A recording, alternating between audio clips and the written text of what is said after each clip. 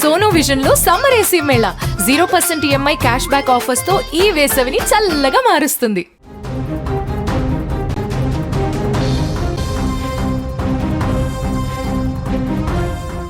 తమిళనాడు రాజకీయాల్లో క్షణక్షణానికి మారుతున్న పరిణామాలు సంచలనం సృష్టిస్తున్నాయి.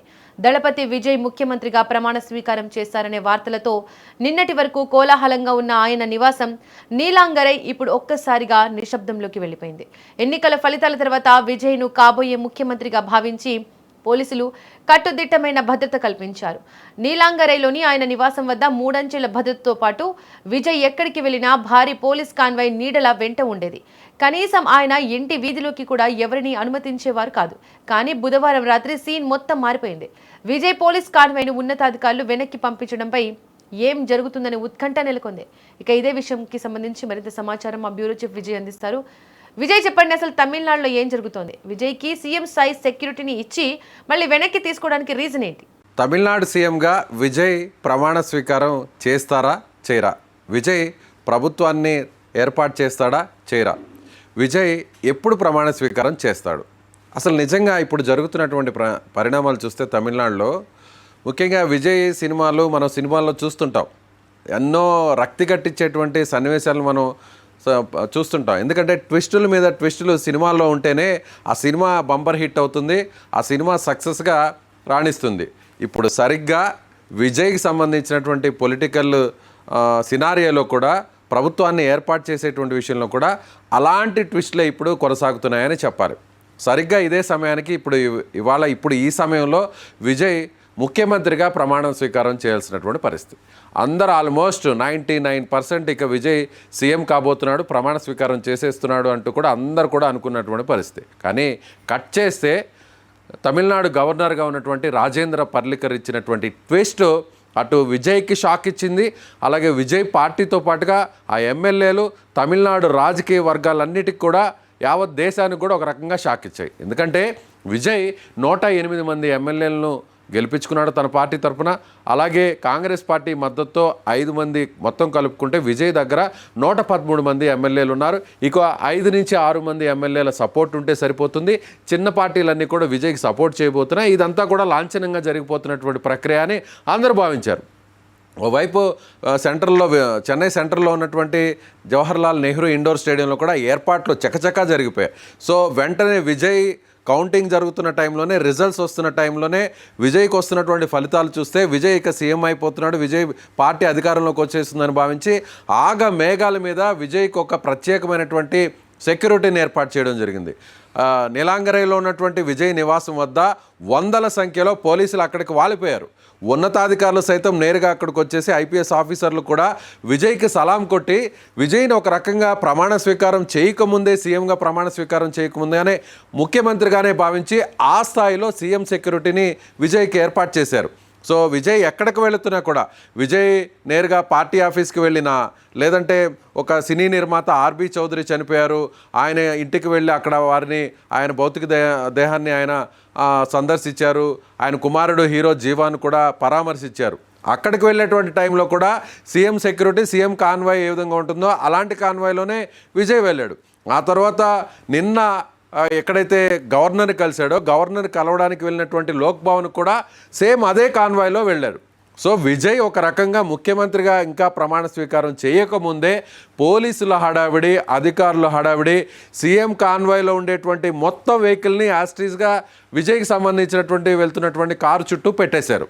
జామర్సు, అంబులెన్సులు, పోలీసుకు సంబంధించినటువంటి రోప్ పార్టీ, అలాగే ఎవరైతే కాన్వాయ్లో ఉండాల్సినటువంటి ప్రోటోకాల్ వెహికల్స్, ఇవన్నీ యాజ్ ఇట్ ఈస్గా విజయ్ కారు ముందు వాలిపోయాయి. కానీ విజయ్ మాత్రం తన సొంత కారులోనే, డిఫెండర్ కారులో ఆయన ప్రయాణిస్తున్నారు. ఆ కారుకి అటు ముందు వెనక సీఎం కాన్వాయ్కి ఉండాల్సినటువంటి వెహికల్స్ అన్నింటిని కూడా అక్కడ ఏర్పాటు చేశారు. అందరూ కూడా ఇక విజయ్ ప్రమాణ స్వీకారం చేయకముందే పోలీసులు వాలిపోయారు, కాన్వాయ్ వచ్చేసింది, అధికారులు వాలిపోయారు, పెద్ద ఎత్తున ఏర్పాట్లు జరిగిపోతున్నాయి. సో ఇక విజయ్ ఏముంది, ఆ ప్రమాణ స్వీకారం చేసేస్తే తదుపరి కార్యక్రమం అంతా కూడా లాంఛనంగా పూర్తయిపోతుందని అందరూ భావించారు. కట్ చేస్తే నిన్న గవర్నర్ ఇచ్చినటువంటి ట్విస్ట్కి చెక్క గంటల్లో పరిణామాలన్నీ మారిపోయాయి దీపిక.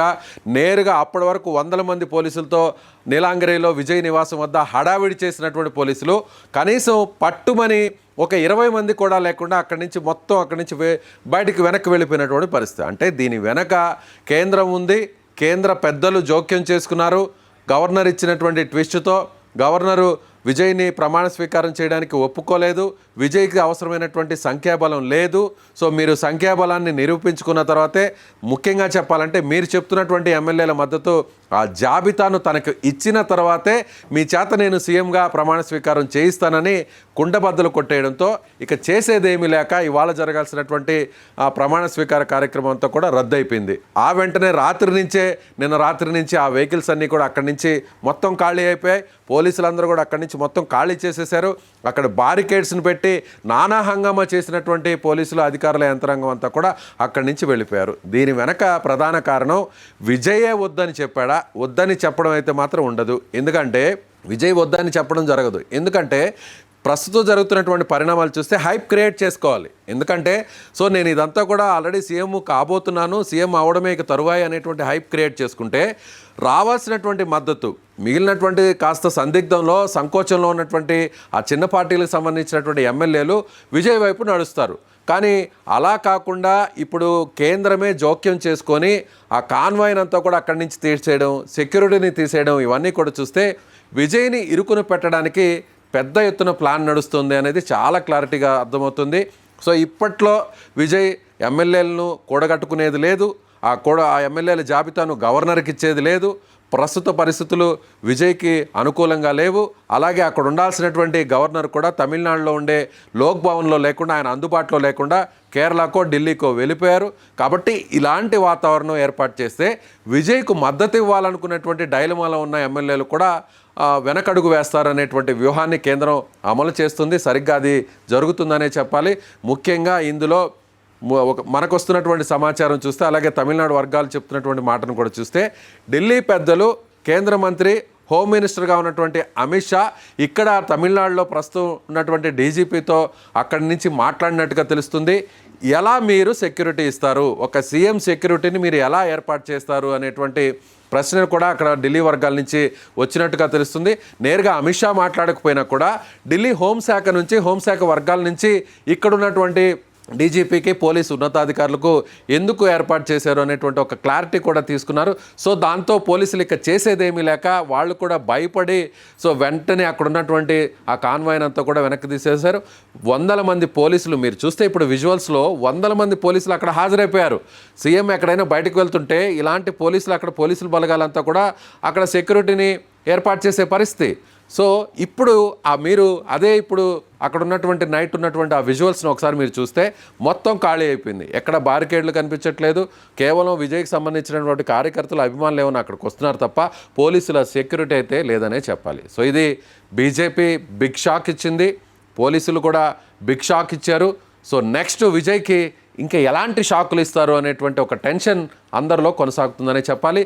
సినిమాల్లో ఏ విధంగా అయితే ఫస్ట్ హాఫ్లో ఒక ట్విస్టు, సెకండ్ హాఫ్లో ఒక ట్విస్టు, రక్తి కట్టించేటువంటి సన్నివేశాలు సినిమాల్లో ఏ విధంగా ఉంటాయో, ఇప్పుడు సినిమాల్లో అగ్ర హీరోగా ఉండి ఒక స్టార్ ఇమేజ్గా ఉన్నటువంటి హీరో విజయ్ ఇప్పుడు పూర్తిస్థాయి పొలిటీషియన్గా మారిపోయి ఆయన తమిళనాడు సీఎంగా ప్రమాణ స్వీకారం చేయబోతున్నారు అనుకున్నటువంటి తరుణంలో ఇప్పుడు ఈ ట్విస్టులు చూస్తే నెక్స్ట్ ఎలాంటి ట్విస్ట్ ఉంటుందో అనేది కూడా ఇప్పుడు అందరిలో ఆ టెన్షన్ అయితే కొనసాగుతుందనే చెప్పాలి. దీపిక.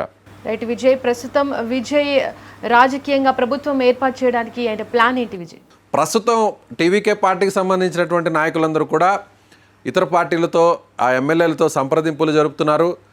ముఖ్యంగా కొంతమంది ఏ విధంగా అయినా సరే రాబోయేటువంటి 4-5 రోజుల్లోనే కనీసం అంటే 2 వారాలు సమయం కోరినప్పటికీ కూడా బల నిరూపణ కోసం జనరల్గా మామూలుగా రాజ్యాంగం ప్రకారం, ప్రజాస్వామ్య పద్ధతి ప్రకారం చూసినట్లయితే జనరల్గా ఏ అసెంబ్లీ ఎలక్షన్స్లో అయినా లేదంటే ఏదో పార్లమెంటు ఎలక్షన్స్లో అయినా కూడా పార్లమెంట్ చట్టం ఏం చెప్తుందంటే, ఎవరైతే సింగిల్ పార్టీగా ఉంటారో, ఎవరైతే లార్జెస్ట్ పార్టీగా సింగిల్ పార్టీగా ఉంటారో వాళ్ళకి ప్రభుత్వాన్ని ఏర్పాటు చేయడానికి గవర్నర్ అనుకూలంగా ఆయన నిర్ణయం తీసుకోవాలి.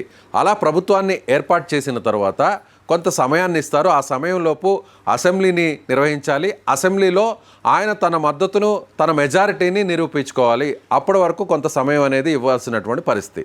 కానీ విజయ్ ఇప్పుడు సింగిల్ లార్జెస్ట్ పార్టీగా ఉన్నప్పటికీ కూడా, కేవలం అధికారానికి 5 మంది ఎమ్మెల్యేల దూరంలో ఉన్నప్పటికీ కూడా, గవర్నర్ తీసుకున్నటువంటి వివాదాస్పద నిర్ణయం మీద ఇప్పుడు తమిళనాడు రాజకీయాలన్నీ కూడా తిరుగుతున్నాయనే చెప్పాలి. అయితే విజయ్ పార్టీ పెద్దలు మాత్రం, విజయ్ మాత్రం వెంటనే సాధ్యమైనంత త్వరగా ఎమ్మెల్యేలను కూడగొట్టుకొని, అవసరమైతే ఇప్పుడు అన్నా డిఎంకే పార్టీకి సంబంధించినటువంటి కొంతమంది ఎమ్మెల్యేలు కూడా విజయ్తో టచ్లో ఉన్నారు.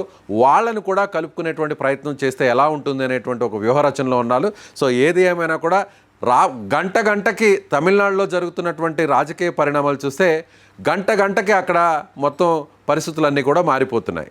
సో గంటకి ఏం జరుగుతుంది, నెక్స్ట్ ఎలాంటి ట్విస్ట్ ఉంటుంది అనేది అటు తమిళనాడు రాజకీయాలు చూస్తున్నటువంటి వారు, తమిళనాడు ప్రజలతో పాటుగా యావత్ దేశం, మన తెలుగు రాష్ట్రాల్లో ఉన్నటువంటి వారందరూ కూడా తమిళనాడు రాజకీయాలు, ముఖ్యంగా విజయ్ సీఎం అవుతాడా కాడా, దీని మీద అయితే మాత్రం ఆ సస్పెన్స్ ఇంకా కూడా కొనసాగుతుందనే చెప్పాలి. దీపిక, విజయ్ ప్రస్తుతం రాజకీయ విశ్లేషకులు చెబుతున్న మాట ఏంటంటే, విజయ్కి రాజకీయ అనుభవం లేదు కాబట్టి ఇటు అన్నాడీఎంకే పార్టీతోని మంతనాలు జరపలేదు అని, అందుకే ప్రభుత్వం ఏర్పాటుకి ఇంత కష్టమవుతుందని చెప్తున్నారు. మీరు అన్నట్టుగా ఎగ్జాక్ట్గా రైట్.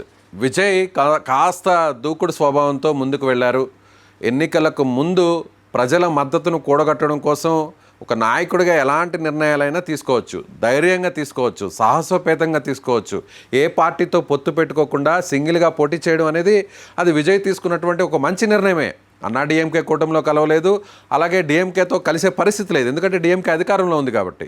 కానీ విజయ్ మాత్రం అన్నా డిఎంకేతో సంప్రదింపులు జరపకుండా, అన్నా డిఎంకే విజయ్తో కలవడానికి సిద్ధంగా ఉన్నప్పటికీ కూడా, విజయ్ మాత్రం ద్రవిడ పార్టీలకు వ్యతిరేకంగా ఏర్పాటు చేసిన పార్టీ తానది.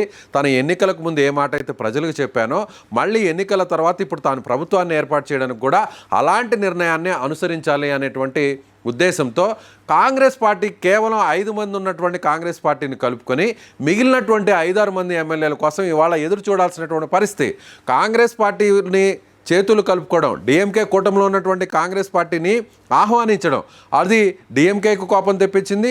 అన్నిటికంటే కూడా బీజేపీ బద్ధశత్రువు అయినటువంటి కాంగ్రెస్ పార్టీని కలుపుకోవడం వల్ల ఇప్పుడు కేంద్రంలో అధికారంలో ఉన్నటువంటి బీజేపీ పెద్దలకు కూడా కోపం తెప్పించింది.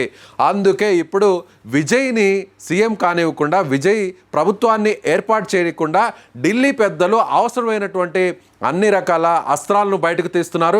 అందుకే ఇప్పుడు విజయ్ ఇలా ఇరుకును పడుతున్నారు. అందుకే విజయ్ని ఇప్పుడు ఈ విధంగా ఇబ్బంది పెడుతున్నారు అనేది రాజకీయ విశ్లేషకులు చెప్తున్నటువంటి మాట. అలా కాకుండా ప్రభుత్వాన్ని ఏర్పాటు చేయాలి, తన అంతిమ లక్ష్యం ప్రజలకు సేవ అందించాలంటే, ముఖ్యమంత్రి స్థానంలో ఆ పదవిలో తాను కూర్చోవాలనుకుంటే ఒక రాజకీయ వ్యూహంతో ముందుకు వెళ్ళాలి. కాంగ్రెస్తో కాకుండా అన్నా డిఎంకేతో కలిసి ఉంటే, అన్నా డిఎంకేలో ఉన్నటువంటి ఒక వర్గం విజయ్కి సపోర్ట్ చేయడానికి సిద్ధంగా ఉన్నప్పటికీ కూడా ఆ వర్గాన్ని చీల్చైనా సరే విజయ్ ప్రభుత్వాన్ని ఏర్పాటు చేసి ఉంటే ఇవాళ ఇలాంటి పరిస్థితులు ఉండేవి కావు అనేది రాజకీయ విశ్లేషకులు చెప్తున్నటువంటి మాట. మరి చూద్దాం, ఇప్పటికైనా కూడా విజయ్ తన నిర్ణయాన్ని మార్చుకొని కాంగ్రెస్తో దూరంగా జరిగి వేరే పార్టీ వైపు, అంటే అన్నా డిఎంకే పార్టీ వైపు నడుస్తాడా లేదా అనేది కూడా సో మరికొన్ని గంటల్లో, లేదంటే మరొక 24 గంటల్లో క్లారిటీ వచ్చేటువంటి అవకాశం ఉంది. Deepika, right Vijay, thank you. మొత్తానికి తమిళనాడు రాజకీయాల్లో విజయ్ చుట్టూ నెలకొన్న ఉత్కంఠ మరింతగా పెరుగుతోంది.